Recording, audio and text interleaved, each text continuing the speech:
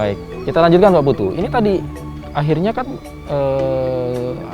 ada apa ya, anjuran untuk mengundurkan diri, bukan di PHK dengan alasan bahwa manajemen tidak bisa membayar. Karena memang kalau PHK dengan setahu saya nih Pak, koreksi Pak ya, kalau karyawan itu di PHK dengan karyawan mengajukan pengunduran diri, itu konsekuensi hukum dan imbalannya itu berbeda gitu Pak ya.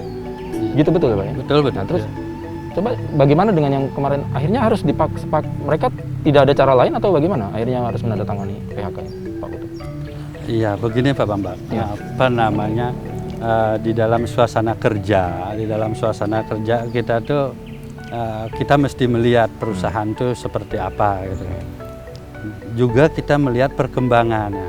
Nah, ada beberapa teman di dalam menghadapi situasi seperti ini kemarin dalam pandemi ini, ada beberapa teman yang memilih untuk mengundurkan diri daripada mereka berpikir bahwa perusahaan ini akan berjalan lama, tidak bisa membayar lagi.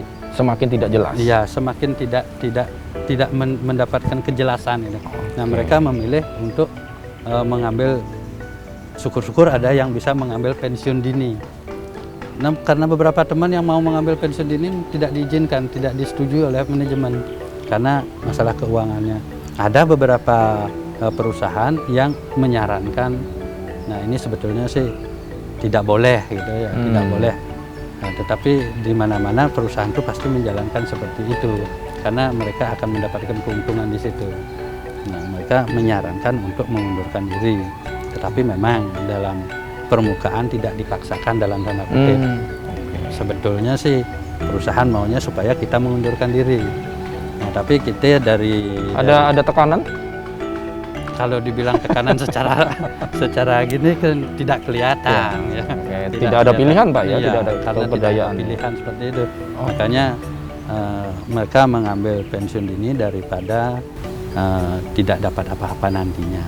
Ataupun ada yang lebih jelas bisa melihat pemberlakuan Undang-Undang Ciker akan lebih merugikan, mereka mengajukan pensiun dini. Kemudian ada peran pemerintah di sini Pak dalam proses PHK ini, ada pengawasan dari mereka atau ada pendampingan yang diberikan seperti apa? Ya, kalau pendampingan dari pemerintah justru kita yang datang ke pemerintah. Berinisiatif malah dari SP. Datang ke pemerintah, terutama di sini Dinas Tenaga Kerja, dalam satu kesepakatan ini tidak tercapai. Nah, dalam artian kita dipensiunkan ataupun disuruh mengundurkan diri tetapi tidak diberikan sesuai dengan hak. Nah, kalau kita sudah melakukan bipartit, tidak juga mendapatkan kesepakatan, maka kita akan mencari mediasi ke Dinas Tenaga Kerja. Ke Dinas Tenaga Kerja. Ya. Kita mencari mediasi ke Dinas Tenaga Kerja. Ada contoh kasus Pak kemarin? Yang akhirnya kita ada di Niko. Ya, di Niko ada itu sampai kita cari mediasi sampai di Bipatri mentok ke mediasi menggunakan. Betul. Kemudian hasilnya bagaimana? Ini kasusnya belum selesai. Sedang berjalan. Kasus belum selesai karena dari pekerja tetap ingin Undang-Undang 13 ini diberlakukan secara penuh, tetapi dari manajemen ingin memberlakukan Undang-Undang Ciker ini. Cipta Kerja? Ya, Undang-Undang Cipta Kerja yang baru ini. Ini sedang diperjuangkan. Ya, sedang berjalan. Sedang berjalan. Tapi sudah diterima oleh Depnaker. Sudah berapa kali kita sudah pernah mediasi juga. Sudah mediasi, tapi belum ada jalan keluarnya. Baik. Ya mudah-mudahan nanti bisa lancar ya Pak ya. Nah, ini kan kemudian dari tahun 70-an ya Pak ya? Iya. Ini kan sudah cukup lama, hampir 40 tahun lebih ya. Nah, kita tahu tanggal 1 ini May Day ini adalah hari labor, hari buruh gitu kan. Nah, kemudian kalau dari SP PAR lah, Pak Putu melihat apa yang masih diperjuangkan Pak? Ya terlepas dari ini ya pandemi kita is okay lah Pak. Tapi misalnya dalam keadaan yang tidak pandemi, kemudian sebetulnya apa sih yang harus diperjuangkan kemudian hak-hak dari para pekerja ini apa yang menjadi harus perhatian lah, baik pemerintah maupun manajemen gitu. Gimana Pak Putu, mungkin bisa memberi gambaran? Ya, serikat pekerja ini kan sudah berdiri sejak lama gitu. Betul. Tapi dalam perjalanannya pergantian pengurus itu berlangsung. Oke. Dalam perjalanan ini masing-masing pengurus, masing-masing ketua serikat ini mempunyai cara perjuangan yang berbeda-beda gitu. Nah, untuk kali ini kebetulan saya yang dipercaya sama teman-teman, perjuangan awal itu akan tetap kita lakukan, mensejahterakan pekerja dan keluarganya. Nah, walaupun benturan itu datang, terutama dari pengusaha maupun campur tangan pemerintah yang tidak begitu kita rasakan, hanya sebatas formalitas itu ya, masih tetap kita hargai, masih tetap kita berlindung pada pemerintah, terutama di dalam aturan-aturan itu selalu kita berjalan seiring, walaupun di dalam seperti kemarin Undang-Undang Cipta Kerja dikeluarkan. Nah, kita banyak yang tidak sepakat. Nah, kita melakukannya dengan audiensi, ya, dengan pemerintah, baik itu Dinas Tenaga Kerja maupun gubernur di provinsi ini. Nah, yang kita ajukan adalah mana yang kita tolak. Nah, kalau SPPAR melakukan penolakan tidak dengan turun ke jalan. Baik. Nah, kalau SPPAR melakukan penolakan itu dengan audiensi. Audiensi, datang. Ya, datang, kita datangi, kita membawa apa yang kita tolak. Oke. Kalau boleh apa sih Pak, kurang lebih garis besar apa ya penolakan atau? Ya, yang paling krusial di sini kan kemarin adalah pesangon. Nah, memang itu yang paling kita perjuangkan kemarin ya, pesangonnya, karena untuk pensiun itu kita pesangonnya menjadi berkurang. Baik. Nah, karena undang-undang yang baru. Undang-undang yang baru. Berbeda jauh dengan undang-undang yang sebelumnya. Sebetulnya tidak terlalu jauh, tetapi kalau dihitung uang ya lumayan. Dirugikan. Gitu kan. Oke. Nah, ya lumayan Pesangon. kalau dihitung uang. Apalagi Pak? Pesangon. Kemudian tenaga kerja kontrak. Oke. Nah, itu yang tenaga kerja kontrak ini justru yang lebih diangkat oleh pemerintah. Sedangkan kita sih sebetulnya menginginkan bahwa kita itu bekerja menjadi karyawan tetap, dalam artian semasa kita bekerja itu kita mempunyai ketenangan dalam bekerja. Kita akan bekerja sampai pensiun gitu misalkan. Nah, kalau dengan sistem kontrak ini mesti kita harus berpikir banyak. Selesai kontrak kita diperpanjang apa enggak. Nah, sehingga kenyamanan dalam bekerja itu menjadi berkurang. Nah, itu sebetulnya yang kita tolak. Di samping itu kita juga menolak penggunaan tenaga kerja asing. Karena tenaga kerja asing yang dipakai di sini sebetulnya kemampuannya tidak jauh dengan tenaga kerja kita. Oh ya. Ya, kemampuannya tuh ya hampir mirip. Bahkan ada yang di bawah kok. Nah, cuman imid mungkin ya, kalau saya bilang imidnya mungkin menggunakan tenaga asing itu bagi tamu berbeda gitu.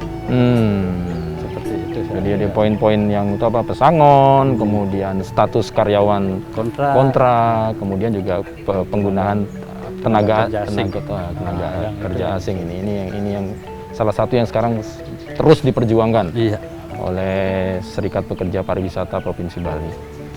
Ini kan perjuangan masih jalan terus Pak ya. Salah satunya ada 3 tadi Pak Putu sudah menyampaikan. Nah, kemudian apa yang ingin disampaikan, terutama ini kan kita sudah 1 Mei ada hari peringatan Hari Buruh gitu Pak ya. Apa yang ingin disampaikan pertama kepada anggota lah Pak ya, bagi kawan-kawan Serikat Pekerja Pariwisata yang hari ini sangat-sangat terdampak dengan kondisinya yang beragam macam-macam tadi. Nah, apa yang ingin disampaikan dan menguatkan mereka juga, dan arti pentingnya berorganisasi dengan SPPAR seperti apa? Silakan Pak Putu. Ya, saya sarankan kepada teman-teman yang ada di pengurus unit maupun anggota bahwasannya dalam masa pandemi ini kita tidak bisa akan menginginkan ataupun berkeinginan sesuai dengan hati kita. Tetapi kita tetap harus semangat bahwasannya periuk nasi kita itu harus dipertahankan dengan membantu pengusaha maupun pemerintah mencari solusi, sehingga apapun yang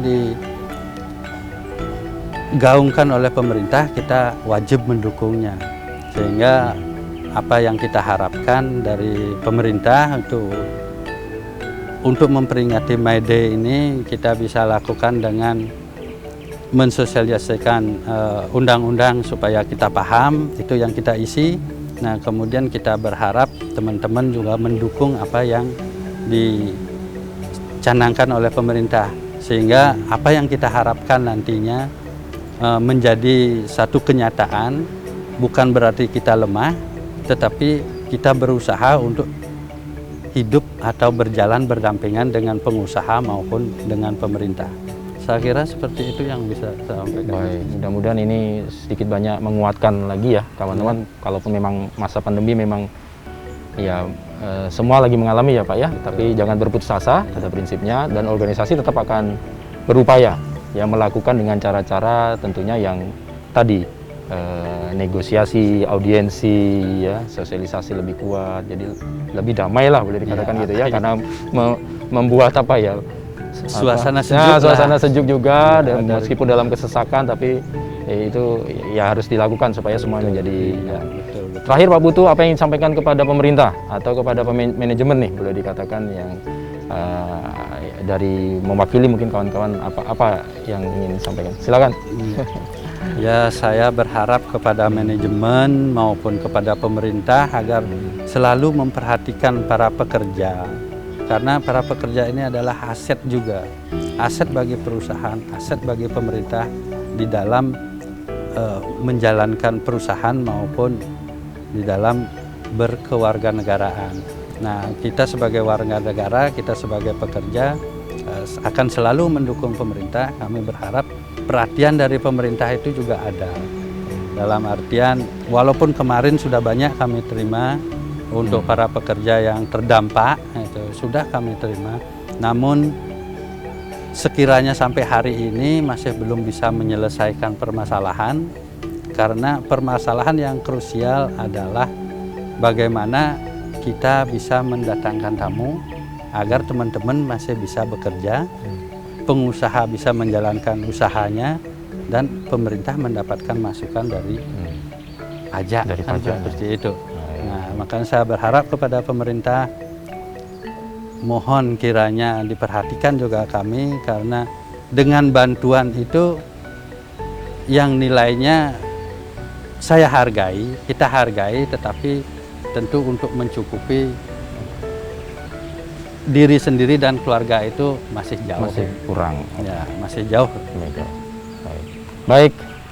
Ya, kita berharap mudah-mudahan Pak Putu ini bisa didengarkan, kemudian semangat sekali lagi kepada kawan-kawan pekerja. Memang mudah-mudahan memang pandemi ini segera berlalu ya Pak ya, kemudian jadi keinginan perjuangan dari serikat pekerja akhirnya bisa dipenuhi, dan yang paling penting adalah kita bisa melewati dulu masa kritis ini dengan harapan protokol kesehatan jalan, kita dinyatakan green area, akhirnya pariwisata bisa dibuka lagi. Ini kuncinya ya. Ini kuncinya. Tamu segera datang kembali ya. dengan kita bisa bekerja ya. Pengusaha bisa menjalankan usahanya. Nah, pemerintah dapat masukan dari pajak. Betul. Baik, terima kasih Pak Putu Gunante selaku Ketua Pengurus Daerah Serikat Pekerja Pariwisata Provinsi Bali. Selamat Hari Buruh Pak. Salam kami untuk kawan-kawan serikat, tetap berjuang, tetap semangat. Terima kasih Pak. Baik saudara, itu tadi perbincangan saya bersama dengan Pak Putu Gunante, dan setelah ini nanti saya akan mencoba mengajak berbicara juga dari sisi manajemen atau perusahaan atau pengusaha. Untuk itu jangan kemana-mana, tetap disapa redaksi on location. Terus Pak. Terus.